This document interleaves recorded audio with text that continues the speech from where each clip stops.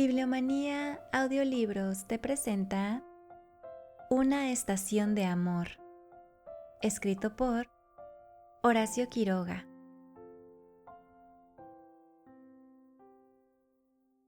Parte 1. Primavera. Era el martes de carnaval. Neville acababa de entrar en el corso, ya al oscurecer, y mientras deshacía un paquete de serpentinas, miró al carruaje de delante. Extrañado de una cara que no había visto la tarde anterior, preguntó a sus compañeros: ¿Quién es? No parece fea. Un demonio, es lindísima. Creo que sobrina o cosa así del doctor Arrizabalaga. Llegó ayer, me parece. Neville fijó entonces atentamente los ojos en la hermosa criatura. Era una chica muy joven aún, acaso no más de 14 años, pero completamente núbil. Tenía, bajo el cabello muy oscuro, un rostro de suprema blancura, de ese blanco mate y raso que es patrimonio exclusivo de los cutis muy finos. Ojos azules, largos, perdiéndose hacia las sienes en el cerco de sus negras pestañas, acaso un poco separados, lo que da, bajo una frente tersa, aire de mucha nobleza o de gran terquedad.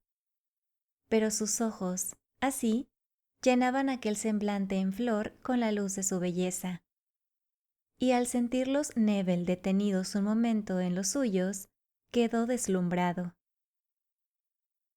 ¡Qué encanto!, murmuró, quedando inmóvil con una rodilla sobre el almohadón del surrey. Un momento después, las serpentinas volaban hacia la Victoria. Ambos carruajes estaban ya enlazados por el puente colgante de cintas, y la que lo ocasionaba sonreía de vez en cuando al galante muchacho. Mas aquello llegaba ya a la falta de respeto a personas, cochero y a un carruaje. Sobre el hombro, la cabeza, látigo, guardabarros, las serpentinas llovían sin cesar.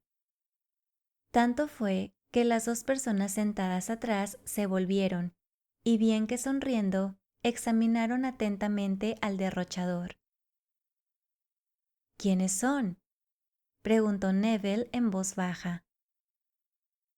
El doctor Arrizabalaga, cierto que no lo conoces. La otra es la madre de tu chica, es cuñada del doctor. Como en pos del examen, Arrizabalaga y la señora se sonreían francamente ante aquella exuberancia de juventud. Neville se creyó en el deber de saludarlos, a lo que respondió el tercero con jovial condescendencia. Este fue el principio de un idilio que duró 3 meses, y al que Neville aportó cuanto de adoración cabía en su apasionada adolescencia. Mientras continuó el corso, y en concordia se prolongaba hasta horas increíbles, Neville tendió incesantemente su brazo hacia adelante, tan bien que el puño de su camisa, desprendido, bailaba sobre la mano. Al día siguiente se reprodujo la escena, y como esta vez el corso se reanudaba de noche con batalla de flores, Neville agotó en un cuarto de hora 4 inmensas canastas. Arrizabalaga y la señora se reían, volviéndose a menudo, y la joven no apartaba casi sus ojos de Neville. Este echó una mirada de desesperación a sus canastas vacías, mas sobre el almohadón del surrey quedaban aún uno, un pobre ramo de siemprevivas y jazmines del país. Neville saltó con él por sobre la rueda del surrey, dislocóse casi un tobillo y corriendo a la Victoria, jadeante, empapado en sudor y el entusiasmo a flor de ojos, tendió el ramo a la joven. Ella buscó atolondradamente otro, pero no lo tenía. Sus acompañantes se reían. «¡Pero loca!», le dijo la madre señalándole el pecho. «Ahí tienes uno». El carruaje arrancaba al trote. Neville, que había descendido del estribo, afligido, corrió y alcanzó el ramo que la joven le tendía, con el cuerpo casi fuera del coche. Neville había llegado 3 días atrás de Buenos Aires, donde concluía su bachillerato. Había permanecido allá 7 años, de modo que su conocimiento de la sociedad actual de Concordia era mínimo. Debía quedar aún 15 días en su ciudad natal, disfrutados en pleno sosiego de alma, sino de cuerpo, y he ahí que desde el segundo día perdía toda su serenidad. Pero en cambio, ¡qué encanto! ¡Qué encanto! Se repetía pensando en aquel rayo de luz, flor y carne femenina que había llegado a él desde el carruaje. Se reconocía real y profundamente deslumbrado, y enamorado, desde luego. ¿Y si ella lo quisiera, lo querría? Neville, para dilucidarlo, confiaba mucho más que en el ramo de su pecho, en la precipitación aturdida con que la joven había buscado algo para darle. Evocaba claramente el brillo de sus ojos cuando lo vio llegar corriendo, la inquieta expectativa con que lo esperó, y en otro orden, la morbidez del joven pecho al tenderle el ramo. Y ahora, concluido, ella se iba al día siguiente a Montevideo. ¿Qué le importaba lo demás? Concordia, sus amigos de antes, su mismo padre. Por lo menos iría con ella hasta Buenos Aires. Hicieron, efectivamente, el viaje juntos, y durante él, Neville llegó al más alto grado de pasión que puede alcanzar un romántico muchacho de 18 años, que se siente querido. La madre acogió el casi infantil idilio con afable complacencia, y se reía a menudo al verlos, hablando poco, sonriendo sin cesar y mirándose infinitamente. La despedida fue breve, pues Neville no quiso perder el último vestigio de cordura que le quedaba, cortando su carrera tras ella. Volverían a Concordia en el invierno, acaso una temporada. ¿Iría él? Y mientras Neville se alejaba, tardo, por el muelle, volviéndose a cada momento, ella, de pecho sobre la borda, la cabeza un poco baja, lo seguía con los ojos, mientras en la planchada los marineros levantaban los suyos risueños a aquel idilio, y al vestido, corto aún, de la tiernísima novia.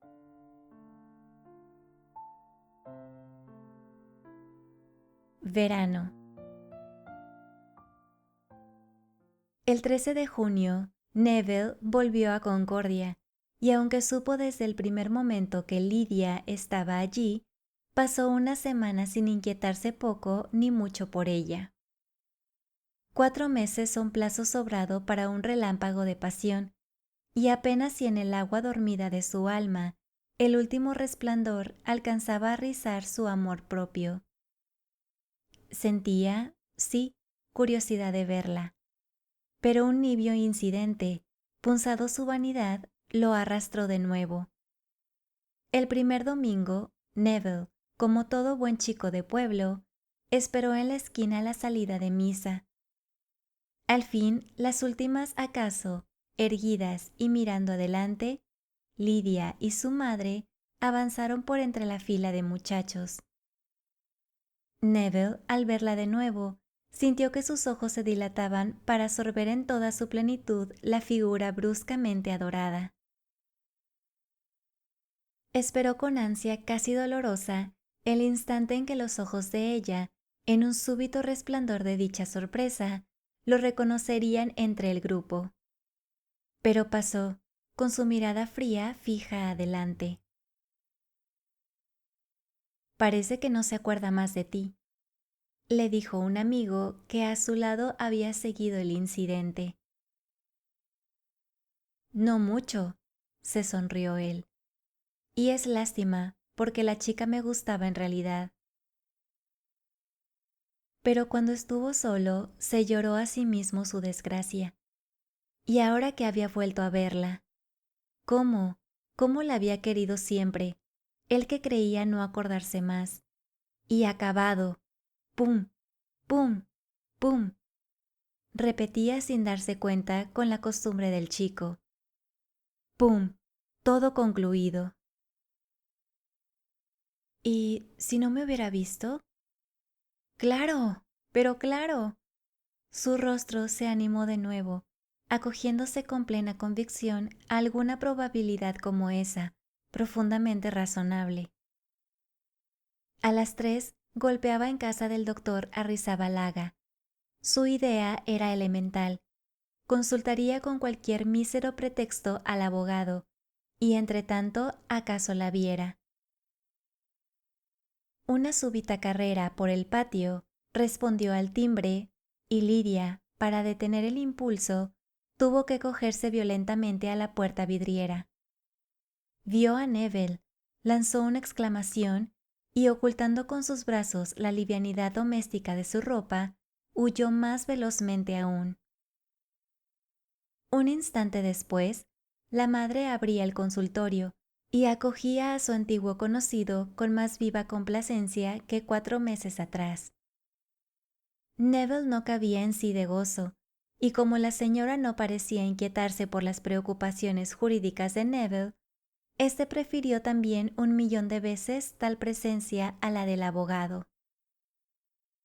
Con todo, se hallaba sobre ascuas de una felicidad demasiado ardiente, y como tenía 18 años, deseaba irse de una vez para gozar a solas y sin cortedad su inmensa dicha. «¿Tan pronto ya?», le dijo la señora. «Espero que tendremos el gusto de verlo otra vez, ¿no es verdad?». «Oh, sí, señora». «En casa todos tendríamos mucho placer, supongo que todos. ¿Quiere que consultemos?». Se sonrió con maternal burla. «Oh, con toda el alma», repuso Neville. «Lidia, ven un momento. Hay aquí una persona a quien conoces». Neville había sido visto ya por ella, pero no importaba. Lidia llegó cuando él estaba de pie, avanzó a su encuentro, los ojos centellantes de dicha, y le tendió un gran ramo de violetas con adorable torpeza. «Si a usted no le molesta», prosiguió la madre, «podría venir todos los lunes. ¿Qué le parece?». «Que es muy poco, señora», repuso el muchacho. «Los viernes también. ¿Me permite?». La señora se echó a reír. «¡Qué apurado! Yo no sé. Veamos qué dice Lidia». «¿Qué dices, Lidia?». La criatura, que no apartaba sus ojos rientes de Neville, le dijo sí en pleno rostro, puesto que a él debía su respuesta. «Muy bien, entonces hasta el lunes, Neville». Neville objetó. «¿No me permitiría venir esta noche? Hoy es un día extraordinario». «Bueno, esta noche también. Acompáñalo, Lidia». Pero Neville, en loca necesidad de movimiento, se despidió allí mismo y huyó con su ramo cuyo cabo había deshecho casi, y con el alma proyectada al último cielo de la felicidad.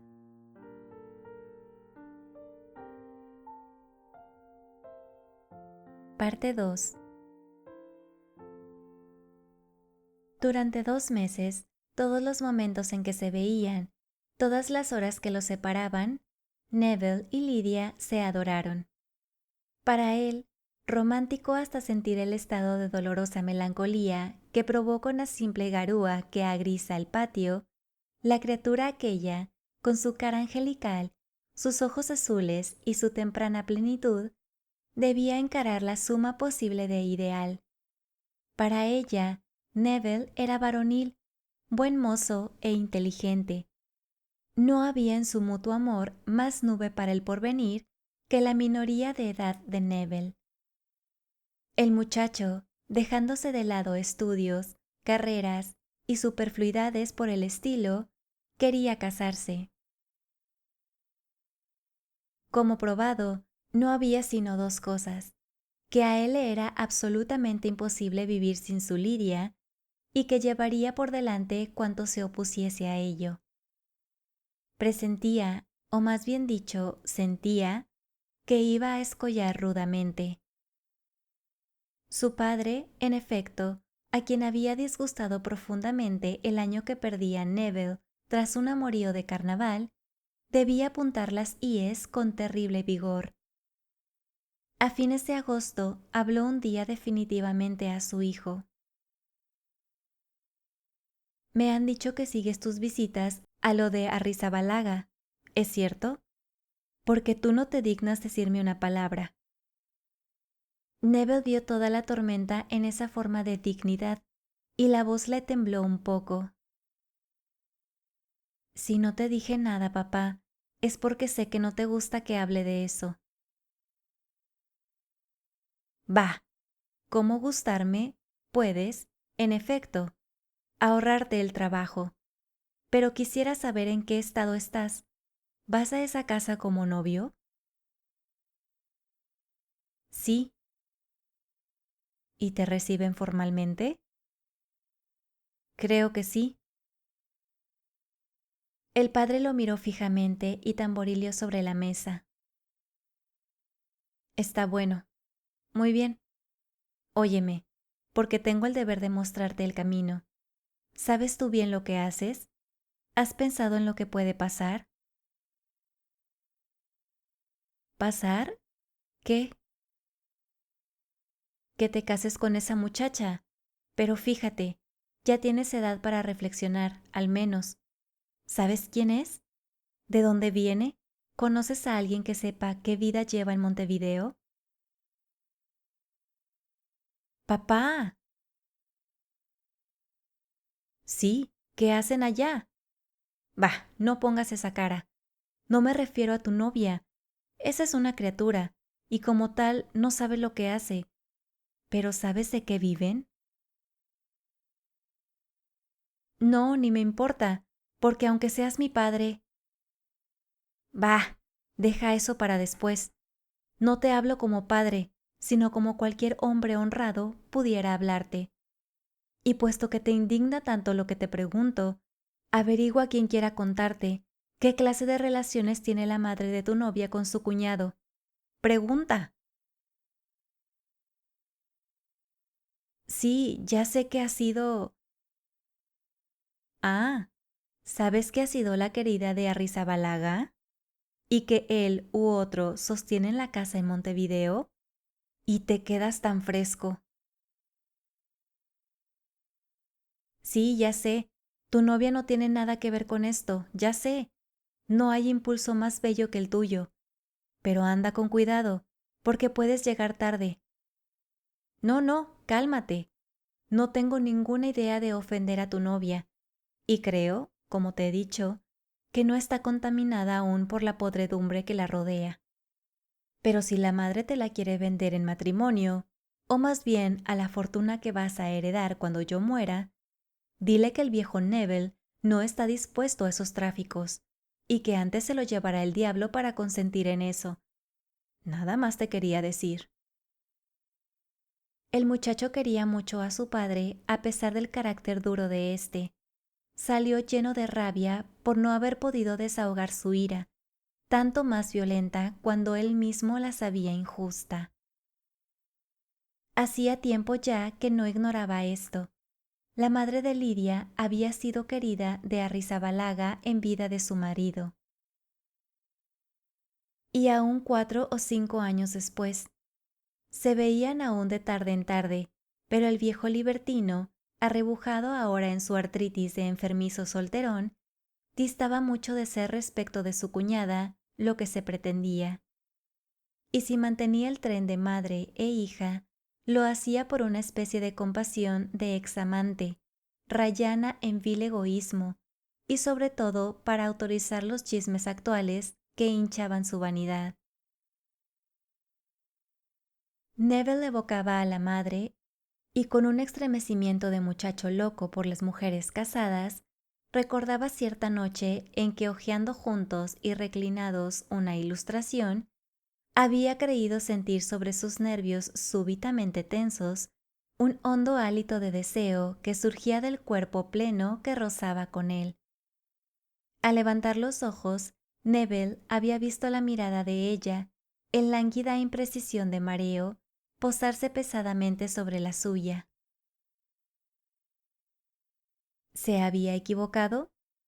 Era terriblemente histérica, pero con rara manifestación desbordante.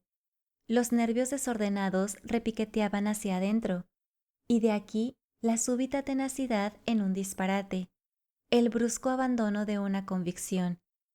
Y en los prodromos de las crisis, la obstinación creciente, convulsiva, edificándose a grandes bloques de absurdos. Abusaba de la morfina por angustiosa necesidad y por elegancia. Tenía 37 años. Era alta, con labios muy gruesos y encendidos que humedecía sin cesar. Sin ser grandes, los ojos lo parecían por un poco hundidos y tener pestañas muy largas, pero eran admirables de sombra y fuego. Se pintaba. Vestía, como la hija, un perfecto buen gusto, y era esta, sin duda, su mayor seducción. Debía de haber tenido, como mujer, profundo encanto. Ahora la histeria había trabajado mucho su cuerpo, siendo, desde luego, enferma del vientre. Cuando el latigazo de la morfina pasaba, sus ojos se empañaban, y de la comisura de los labios, del párpado globoso, pendía una fina redecilla de arrugas. Pero a pesar de ello, la misma histeria que le deshacía los nervios era el alimento, un poco mágico, que sostenía su tonicidad. Quería entrañablemente a Lidia, y con la moral de las histéricas burguesas, hubiera envilecido a su hija para hacerla feliz, esto es, para proporcionarle aquello que habría hecho su propia felicidad. Así, la inquietud del padre de Neville a este respecto tocaba a su hijo en lo más hondo de sus cuerdas de amante. ¿Cómo había escapado Lidia? Porque la limpidez de su cutis, la franqueza de su pasión de chica que surgía con adorable libertad de sus ojos brillantes, eran, ya no prueba de pureza, sino de escalón de noble gozo, por el que Neville ascendía triunfal a arrancar de una manotada a la planta podrida a la flor que pedía por él. Esta convicción era tan intensa que Neville jamás la había besado.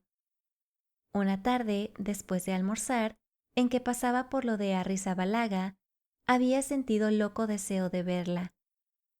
Su dicha fue completa, pues la halló sola, en batón, y los rizos sobre las mejillas. Como Neville la retuvo contra la pared, ella, riendo y cortada, se recostó en el muro.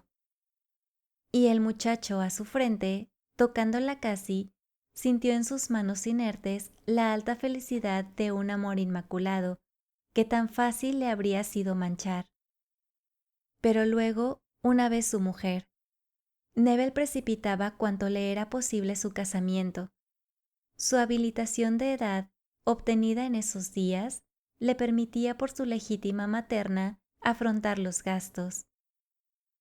Quedaba el consentimiento del padre y la madre apremiaba ese detalle. La situación de ella, sobrado equívoca en concordia, exigía una sanción social que debía comenzar, desde luego, por la del futuro suegro de su hija. Y sobre todo, la sostenía el deseo de humillar, de forzar a la moral burguesa, a doblar las rodillas ante la misma inconveniencia que despreció. Ya varias veces había tocado el punto con su futuro yerno, con alusiones a mi suegro, mi nueva familia, la cuñada de mi hija. Neville se callaba, y los ojos de la madre brillaban entonces con más fuego. Hasta que un día la llama se levantó. Neville había fijado el 18 de octubre para su casamiento. Faltaba más de un mes aún, pero la madre hizo entender claramente al muchacho que quería la presencia de su padre esa noche. «Será difícil», dijo Neville después de un mortificante silencio. «Le cuesta mucho salir de noche. No sale nunca». «Ah», exclamó solo la madre, mordiéndose rápidamente el labio. Otra pausa siguió, pero esta ya de presagio. «Porque usted no hace un casamiento clandestino, ¿verdad?» «Oh», se sonrió difícilmente Neville. «Mi padre tampoco lo cree». «¿Y entonces?» Nuevo silencio cada vez más tempestuoso. ¿Es por mí que su señor padre no quiere asistir? No, no, señora, exclamó al fin Neville, impaciente. Está en su modo de ser. Hablaré de nuevo con él, si quiere. ¿Yo querer? Se sonrió la madre dilatando las narices. Haga lo que le parezca. ¿Quiere irse, Neville, ahora? No estoy bien. Neville salió profundamente disgustado. ¿Qué iba a decir a su padre? Este sostenía siempre su rotunda oposición a tal matrimonio, y ya el hijo había emprendido las gestiones para prescindir de ella. Puedes hacer eso, mucho más, y todo lo que te dé la gana, pero mi consentimiento para que esa entretenida sea tu suegra, jamás. Después de 3 días, Neville decidió aclarar de una vez ese estado de cosas, y aprovechó para ello un momento en que Lidia no estaba. Hablé con mi padre, comenzó Neville, y me ha dicho que le será completamente imposible asistir. La madre se puso un poco pálida, mientras sus ojos, en un súbito fulgor, se estiraban hacia las sienes. Ah, ¿y por qué? No sé, repuso con voz sorda Neville. ¿Es decir, que su señor padre teme mancharse si pone los pies aquí? No sé, repitió él con inconsciente obstinación. Es que es una ofensa gratuita la que nos hace ese señor. ¿Qué se ha figurado? Añadió con voz ya alterada y los labios temblantes. ¿Quién es él para darse ese tono? Neville sintió entonces el fustazo de reacción en la cepa profunda de su familia. ¿Qué es? No sé, repuso con la voz precipitada a su vez. Pero no solo se niega a asistir, sino que tampoco da su consentimiento. ¿Qué? ¿Que se niega? ¿Y por qué? ¿Quién es él? El más autorizado para esto. Neville se levantó. Señora, pero ella se había levantado también. Sí, él. Usted es una criatura. Pregúntele de dónde ha sacado su fortuna, robada a sus clientes.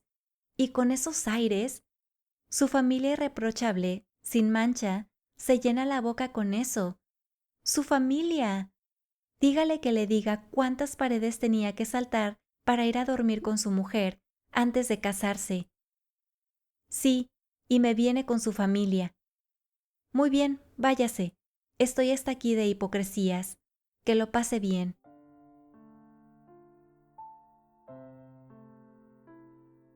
Parte 3. Neville vivió 4 días vagando en la más honda desesperación. ¿Qué podía esperar después de lo sucedido? Al quinto y al anochecer, recibió una esquela. Octavio, Lidia está bastante enferma, y solo su presencia podría calmarla. María S. de Arrizabalaga. Era una treta, no tenía duda, pero si su Lidia en verdad Fue esa noche, y la madre lo recibió con una discreción que asombró a Neville, sin afabilidad excesiva, ni aire tampoco de pecadora que pide disculpa. Si quiere verla. Neville entró con la madre y vio a su amor adorado en la cama, el rostro con esa frescura sin polvos que dan únicamente los 14 años, y el cuerpo recogido bajo las ropas que disimulaban notablemente su plena juventud. Se sentó a su lado y en balde la madre esperó a que se dijeran algo. No hacían sino mirarse y reír. De pronto Neville sintió que estaban solos, y la imagen de la madre surgió nítida. Se va para que en el transporte de mi amor reconquistado pierda la cabeza y el matrimonio sea así forzoso.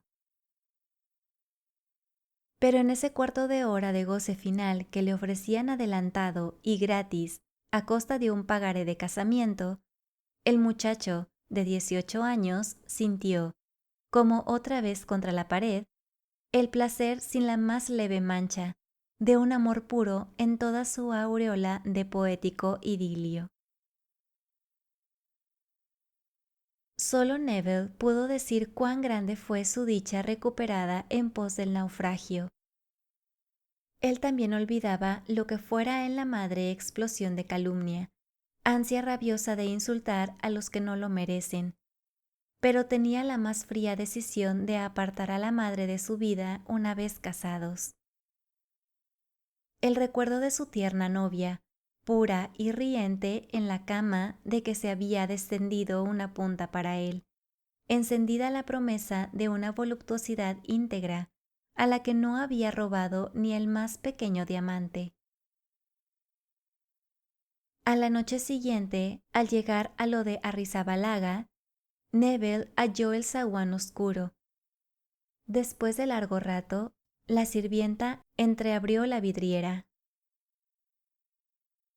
No están las señoras.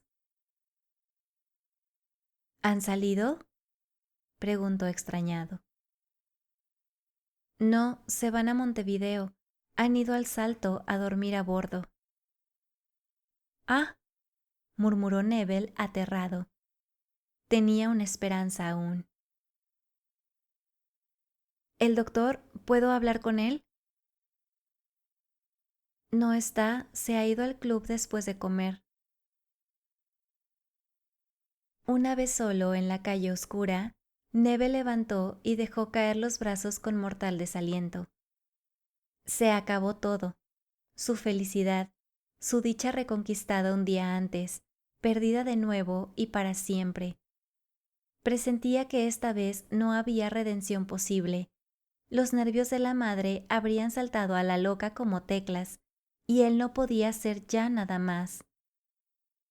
Comenzaba a lloviznar, caminó hacia la esquina y desde allí, inmóvil bajo el farol, contempló con estúpida fijeza la casa rosada.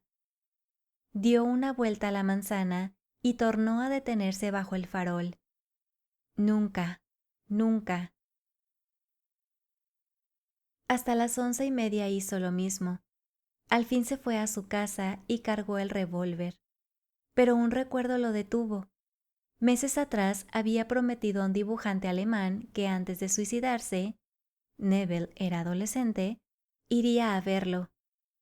Uníalo con el viejo militar de Guillermo una viva amistad, cimentada sobre largas charlas filosóficas. A la mañana siguiente, muy temprano, Neville llamaba al pobre cuarto de aquel. La expresión de su rostro era sobrado explícita. ¿Es ahora?, le preguntó el paternal amigo, estrechándole con fuerza la mano. «Pff, de todos modos», repuso el muchacho mirando a otro lado. El dibujante, con gran calma, le contó entonces su propio drama de amor. «Vaya a su casa», concluyó, «y si a las 11 no ha cambiado de idea, vuelva a almorzar conmigo, si es que tenemos que. Después hará lo que quiera. ¿Me lo jura?». «Se lo juro». contestó Neville, devolviéndole su estrecho apretón con grandes ganas de llorar. En su casa lo esperaba una tarjeta de Lidia. Idolatrado Octavio, mi desesperación no puede ser más grande, pero mamá ha visto que si me casaba con usted, me estaban reservados grandes dolores. He comprendido como ella que lo mejor era separarnos, y le jura no olvidarlo nunca. Tu Lidia. Ah, tenía que ser así, clamó el muchacho, viendo al mismo tiempo con espanto su rostro demudado en el espejo. La madre era quien había inspirado la carta, ella y su maldita locura. Lidia no había podido menos que escribir, y la pobre chica, trastornada, lloraba todo su amor en la redacción. Ah, si pudiera verla algún día, decirle de qué modo la he querido, cuánto la quiero ahora, adorada del alma. Temblando fue hasta el velador y cogió el revólver, pero recordó su nueva promesa, y durante un rato permaneció inmóvil, limpiando obstinadamente con la uña una mancha del tambor.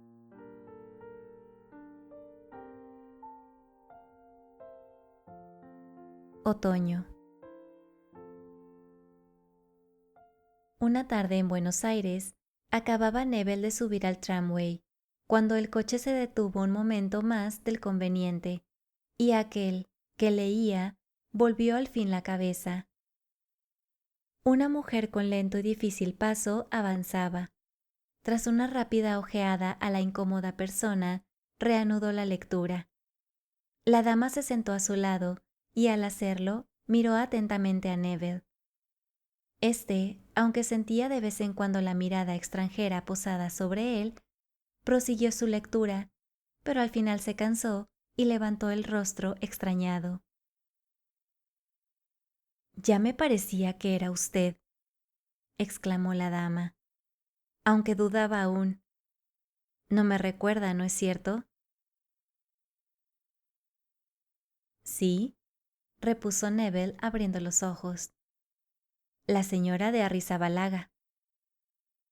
Ella volvió la sorpresa de Neville y sonrió con aire de vieja cortesana que trata aún de parecer bien a un muchacho.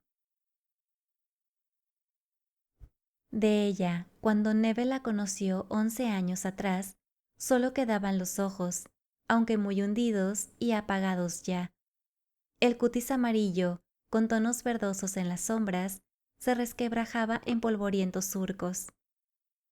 Los pómulos saltaban ahora, y los labios, siempre gruesos, pretendían ocultar una dentadura del todo cariada.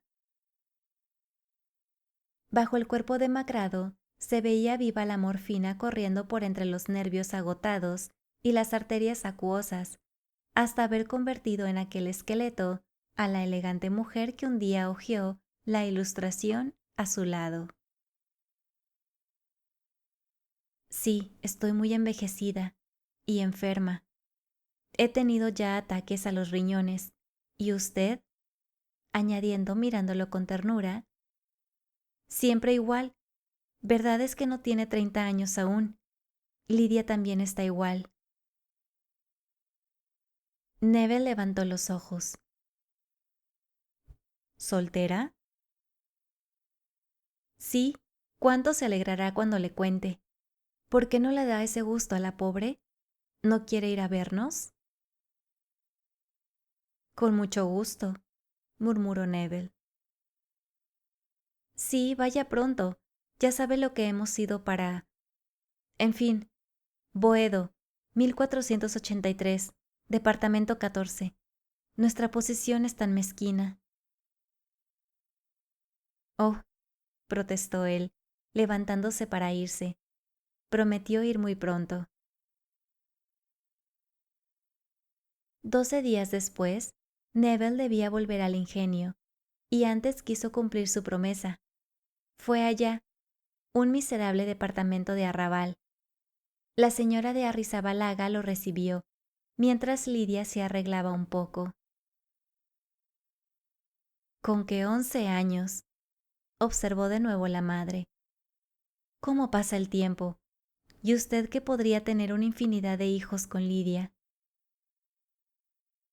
Seguramente, sonrió Neville mirando a su alrededor. Oh, no estamos muy bien. Y sobre todo, como debe estar puesta su casa. Siempre oigo hablar de sus cañaverales. ¿Es ese su único establecimiento? Sí, en Entre Ríos también. ¡Qué feliz! Si pudiera uno, siempre deseando ir a pasar unos meses en el campo, y siempre con el deseo. Se calló, echando una fugaz mirada a Neville. Este, con el corazón apretado, revivía nítidas las impresiones enterradas 11 años en su alma. Y todo esto por falta de relaciones. Es tan difícil tener un amigo en estas condiciones. El corazón de Neville se contraía cada vez más y Lidia entró. Estaba también muy cambiada, porque el encanto de un candor y una frescura de los 14 años no se vuelve a hallar más en la mujer de 26, pero bella siempre. Su olfato masculino sintió en la mansa tranquilidad de su mirada, en su cuello mórbido y en todo lo indefinible que denuncia al hombre el amor ya gozado, que debía guardar velado para siempre el recuerdo de la Lidia que conoció. Hablaron de cosas muy triviales, con perfecta discreción de personas maduras. Cuando ella salió de nuevo un momento, la madre reanudó. Sí, está un poco débil, y cuando pienso que en el campo se repondría enseguida. Vea, Octavio, ¿me permite ser franca con usted? Ya sabe que lo he querido como a un hijo. ¿No podríamos pasar una temporada en su establecimiento? ¿Cuánto bien le haría a Lidia? Soy casado, repuso Neville. La señora tuvo un gesto de viva contrariedad, y por un instante su decepción fue sincera, pero enseguida cruzó sus manos cómicas. ¿Casado usted? Oh, qué desgracia, qué desgracia. Perdóneme, ya sabe, no sé lo que digo. ¿Y su señora vive con usted en el ingenio? Sí, generalmente. Ahora está en Europa. ¡Qué desgracia!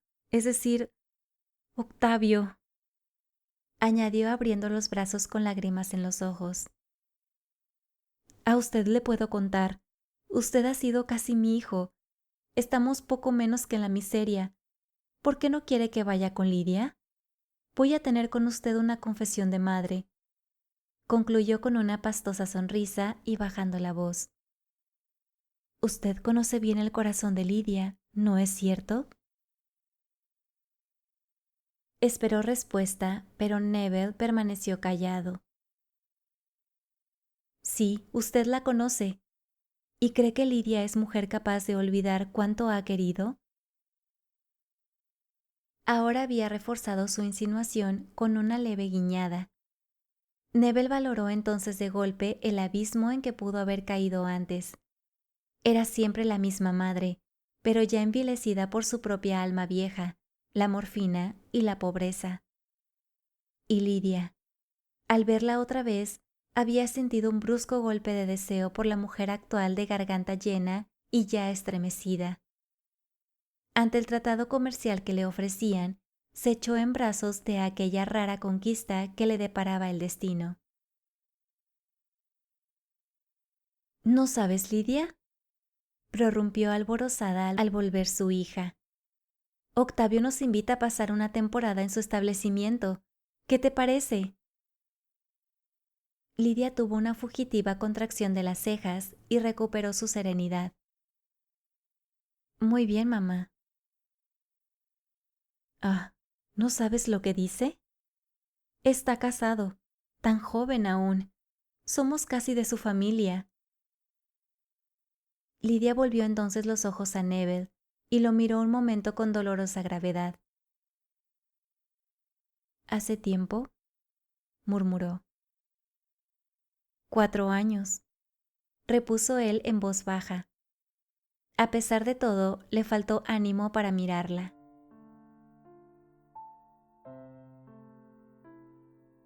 Invierno. No hicieron el viaje juntos, por último escrúpulo de casado en una línea donde era muy conocido, pero al salir de la estación subieron en el break de la casa. Cuando Neville quedaba solo en el ingenio, no guardaba su servicio doméstico más que a una vieja india, pues, a más de su propia frugalidad, su mujer se llevaba consigo toda la servidumbre. De este modo presentó sus acompañantes a la fiel nativa como una tía anciana y su hija, que venían a recobrar la salud perdida. Nada más creíble, por otro lado, pues la señora decaía vertiginosamente. Había llegado deshecha, el pie incierto y pesadísimo, y en sus facies angustiosa la morfina, que había sacrificado 4 horas seguidas a ruego de Neville. Pedía a gritos una corrida por dentro de aquel cadáver viviente. Neville, que cortara sus estudios a la muerte de su padre, sabía lo suficiente para prever una rápida catástrofe. El riñón, íntimamente atacado, tenía a veces paros peligrosos que la morfina no hacía sino precipitar.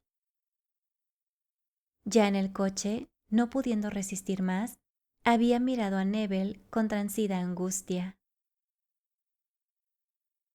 Si me permite, Octavio, no puedo más. Lidia, ponte delante. La hija, tranquilamente, ocultó un poco a su madre, y Neville oyó el crujido de la ropa violentamente recogida para pinchar el muslo. Súbitamente los ojos se encendieron, y una plenitud de vida cubrió como una máscara aquella cara agónica. Ahora estoy bien. ¡Qué dicha! Me siento bien. Debería dejar eso, dijo rudamente Neville, mirándola de costado. Al llegar estará peor. Oh no, antes morir aquí mismo. Neville pasó todo el día disgustado y decidió a vivir cuanto le fuera posible sin ver en Lidia y su madre más que 2 pobres almas enfermas. Pero al caer la tarde, y como las fieras que empiezan a esa hora a afilar las uñas, el celo de varón comenzó a relajarle la cintura en lazos escalofríos. Comieron temprano, pues la madre, quebrantada, deseaba acostarse de una vez. No hubo tampoco medio de que tomara exclusivamente leche. ¡Uy, qué repugnancia! No la puedo pasar. ¿Y quiere que sacrifique los últimos años de mi vida, ahora que podría morir contenta? Lidia no pestañeó. Había hablado con Neville pocas palabras, y solo al fin del café, la mirada de éste se clavó en la de ella, pero Lidia bajó la suya enseguida. 4 horas después, Neville abría sin ruido la puerta del cuarto de Lidia. ¿Quién es?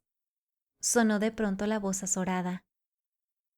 Soy yo, murmuró Neville en voz apenas sensible. Un movimiento de ropas, como el de una persona que se sienta bruscamente en la cama, siguió a sus palabras, y el silencio reinó de nuevo. Pero cuando la mano de Neville tocó en la oscuridad un brazo tibio, el cuerpo tembló entonces en una honda sacudida. Luego, inerte al lado de aquella mujer que ya había conocido el amor antes que él llegara, subió de lo más recóndito del alma de Neville el santo orgullo de su adolescencia, de no haber tocado jamás, de no haber robado ni un beso siquiera a la criatura que lo miraba con radiante candor. Pensó en las palabras de Dostoyevsky, que hasta ese momento no había comprendido. Nada hay más bello y que fortalezca más en la vida que un puro recuerdo.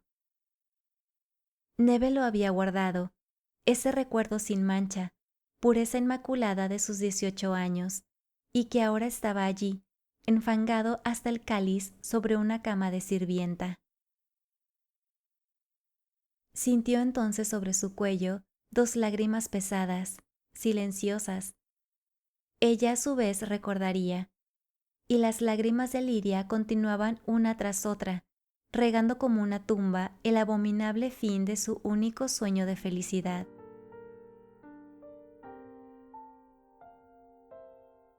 Parte 4. Durante 10 días la vida prosiguió en común, aunque Neville estaba casi todo el día afuera. Por tácito acuerdo, Lidia y él se encontraban muy pocas veces solos, y aunque de noche volvían a verse, pasaban aún entonces largo tiempo callados. Lidia tenía ella misma bastante que hacer cuidando a su madre, postrada al fin. Como no había posibilidad de reconstruir lo ya podrido, y aun a trueque del peligro inmediato que ocasionara, Neville pensó en suprimir la morfina. Pero se abstuvo una mañana que entró bruscamente en el comedor, al sorprender a Lidia que se bajaba precipitadamente las faldas. Tenía en la mano la jeringuilla y fijó en Neville su mirada espantada. ¿Hace mucho tiempo que usas eso?, le preguntó él al fin. Sí, murmuró Lidia, doblando en una convulsión la aguja. Neville la miró aún y se encogió de hombros. Sin embargo, como la madre repetía sus inyecciones con una frecuencia terrible para ahogar los dolores de su riñón que la morfina concluía de matar, Neville se decidió a intentar la salvación de aquella desgraciada, sustrayéndole la droga. «Octavio, me va a matar», clamó ella con ronca súplica. «Mi hijo Octavio, no podría vivir un día». «Es que no vivirás 2 horas si le dejo eso», cortó Neville. «No importa, mi Octavio, dame la morfina».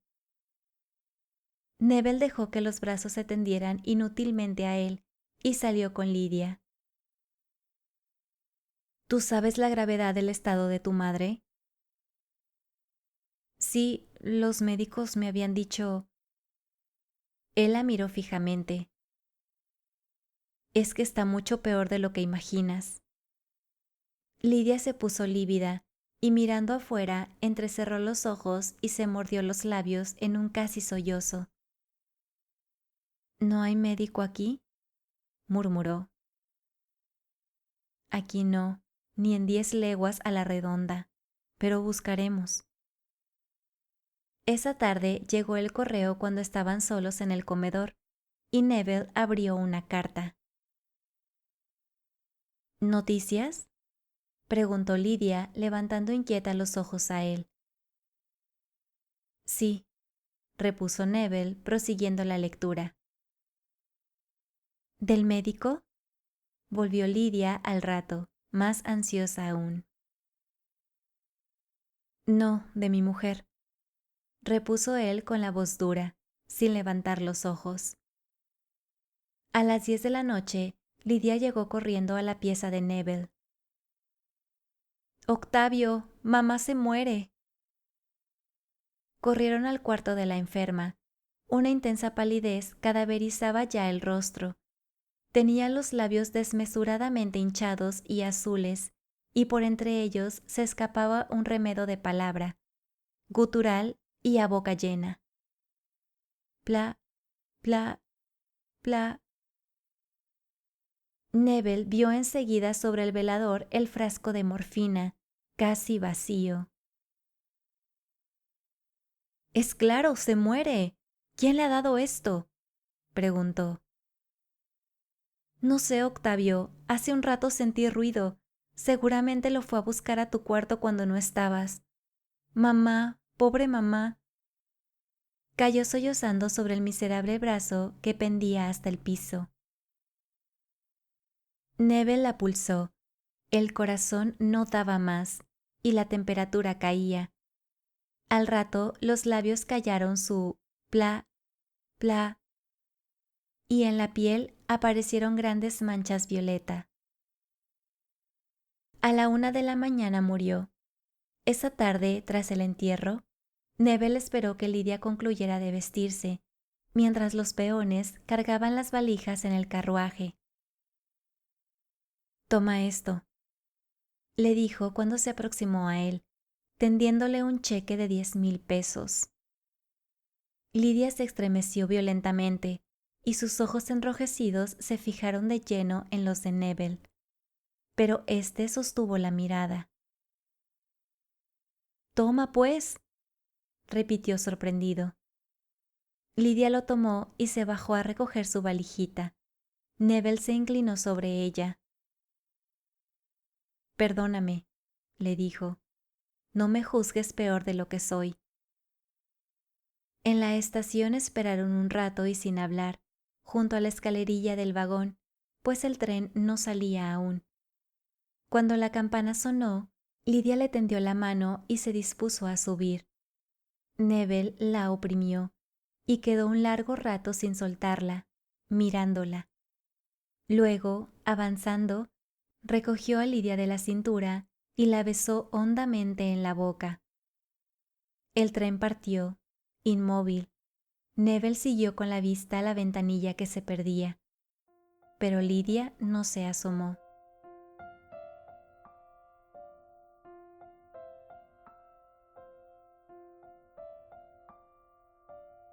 Acerca del autor. Horacio Silvestre Quiroga Forteza. Salto, Uruguay, 31 de diciembre de 1878. Buenos Aires, Argentina, 19 de febrero de 1937. Fue un cuentista, dramaturgo y poeta uruguayo. Fue el maestro del cuento latinoamericano de prosa vívida, naturalista y modernista. Sus relatos, que a menudo retratan a la naturaleza bajo rasgos temibles y horrorosos, y como enemiga del ser humano, le valieron ser comparado con el estadounidense Edgar Allan Poe. La vida de Quiroga, marcada por la tragedia, los accidentes y los suicidios, culminó por decisión propia cuando bebió un vaso de cianuro en el Hospital de Clínicas de la ciudad de Buenos Aires a los 58 años de edad, tras enterarse de que padecía cáncer de próstata. Seguidor de la escuela modernista fundada por Rubén Darío y obsesivo lector de Edgar Allan Poe y Guy de Maupassant, Quiroga se sintió atraído por temas que abarcaban los aspectos más extraños de la naturaleza, a menudo teñidos de horror, enfermedad y sufrimiento para los seres humanos. Muchos de sus relatos pertenecen a esta corriente, cuya obra más emblemática es la colección Cuentos de amor, de locura y de muerte. Si quieres escuchar algunas narraciones de Cuentos de amor, de locura y de muerte, puedes ir a mi canal y dar clic a la lista de reproducción. Ahí encontrarás Cuentos de amor, de locura y de muerte de Horacio Quiroga. Por otra parte, se percibe en Quiroga la influencia del británico Sir Rudyard Kipling, Libro de las Tierras Vírgenes, que cristalizaría en su propio Cuentos de la Selva, delicioso ejercicio de fantasía dividido en varios relatos protagonizados por animales. Su Decálogo del Perfecto Cuentista, dedicado a los escritores noveles, establece ciertas contradicciones con su propia obra, mientras que el Decálogo pregona un estilo económico y preciso, empleando pocos adjetivos, redacción natural y llana y claridad en la expresión. En muchos de sus relatos, Quiroga no sigue sus propios preceptos, utilizando un lenguaje recargado, con abundantes adjetivos y un vocabulario por momentos ostentoso. Algunos estudiosos de la obra de Quiroga opinan que la fascinación con la muerte, los accidentes y la enfermedad, que lo relaciona con Edgar Allan Poe y Baudelaire, se debe a la vida increíblemente trágica que le tocó en suerte. Sea esto cierto o no, en verdad Horacio Quiroga ha dejado para la posteridad algunas de las piezas más terribles, brillantes y trascendentales de la literatura hispanoamericana del siglo XX. Si te ha gustado esta narración, suscríbete a este canal, regálanos un like y comenta. Hasta la próxima, audiolectores.